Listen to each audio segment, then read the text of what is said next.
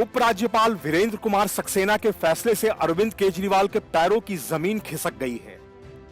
एक दो नहीं बल्कि दिल्ली सरकार के 19 विभाग संभालने वाले मनीष सिसोदिया गंभीर आरोपों से घिर गए हैं, लेकिन अरविंद केजरीवाल उन्हें कट्टर ईमानदार और देशभक्त बता रहे हैं।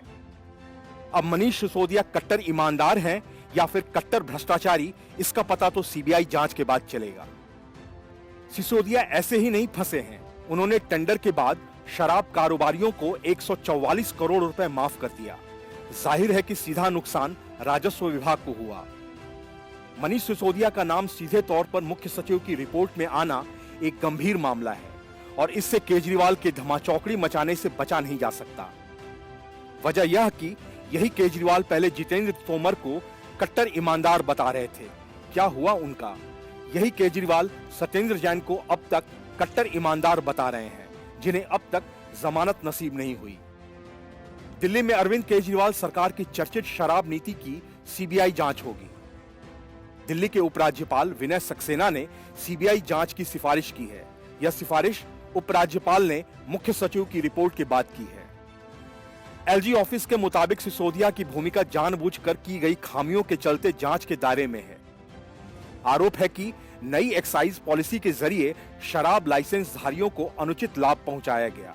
लाइसेंस देने के नियमों की अनदेखी की गई। टेंडर के बाद शराब ठेकेदारों के 144 करोड़ रुपए माफ किए गए। रिपोर्ट में कहा गया है कि इस नीति के जरिए कोरोना के बहाने लाइसेंस की फीस माफ की गई। रिश्वत के बदले शराब कारोबारियों को लाभ पहुंचाया गया। आरोप है कि नई आबकारी नीति के तहत उठाए गए कदमों से राजस्व को भारी नुकसान पहुंचा है और यही नीति शराब कारोबारियों को लाभ पहुंचाने के उद्देश्य से लाई गई। भाजपा ने कहा कि गली गली शराब की दुकान खोलकर केजरीवाल सरकार ने करोड़ों रुपए का भ्रष्टाचार किया है। हम पहले से ही इस मामले में सीबीआई जांच की मांग कर रहे थे। भाजपा नेता हरीश खुराना ने कहा कि खास बात यह है कि इस रिपोर्ट में दिल्ली के उप मुख्यमंत्री मनीष सिसोदिया की भूमिका पर सवाल उठाए गए हैं। दिल्ली का एक्साइज विभाग मनीष सिसोदिया के अधीन है। माना जा रहा है कि इस मामले में मनीष सिसोदिया की मुसीबतें बढ़ सकती हैं। मनीष सिसोदिया अरविंद केजरीवाल के बाद आम आदमी पार्टी में नंबर 2 माने जाते हैं। सत्येंद्र जैन की गिरफ्तारी के बाद उन पर अभी 19 विभागों का जिम्मा है। ऐसे में मनीष सिसोदिया का नाम सीधे तौर पर एलजी के मुख्य सचिव की रिपोर्ट में आना एक गंभीर मामला माना जा रहा है। ये पूरा भ्रष्टाचार अरविंद केजरीवाल की देखरेख में हुआ है। हमारे पास पूरे सबूत हैं। इतना ही नहीं, भाजपा ने तो यहां तक कह दिया कि रिश्वत का पैसा पंजाब चुनाव में लगाया गया। भाजपा सांसद गौतम गंभीर ने कहा कि ये सुना है दिल्ली में शराब का कारोबार करने वाले मंत्री पर भी कार्रवाई होने वाली है। एक मंत्री पहले से जेल में है, दूसरा भी तैयार है। अरविंद केजरीवाल ने नई एक्साइज ड्यूटी को लेकर उप मुख्यमंत्री मनीष सिसोदिया पर लग रहे आरोपों को बेबुनियाद बताया। केजरीवाल ने कहा, हम जेल में फांसी से नहीं डरते। तुम लोग सावरकर की औलाद हो। हम भगत सिंह को आदर्श मानते हैं। हमें जेल और फांसी से डर नहीं लगता। हम कई बार जेल हो आए। आप हमारे पीछे क्यों पड़े हैं?